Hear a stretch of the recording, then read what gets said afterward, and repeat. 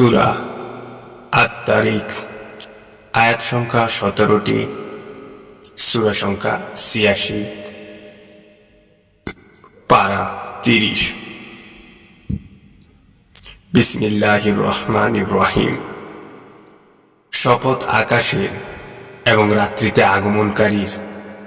আপনি জানেন যে রাত্রিতে আসে সেটা কি? সেটা এক উজ্জ্বল নক্ষত্র। প্রত্যেকের উপর একজন তত্ত্বাবধায়ক রয়েছে। অতএব মানুষের দেখা উচিত কি বস্তু থেকে সে সৃজিত হয়েছে। সে সৃজিত হয়েছে সবেগস্থলিত পানি হতে। এটা নির্গত হয় মেরুদণ্ড ও বক্ষপাজরের মধ্য থেকে। নিশ্চয়ই তিনি তাকে ফিরিয়ে নিতে সক্ষম যেদিন গোপন বিষয়াদি পরীক্ষিত হবে। সেদিন তার কোনো শক্তি থাকবে না এবং সাহায্যকারীও থাকবে না। শপথ চক্রশীল আকাশে এবং বিদারণশীল পৃথিবীর।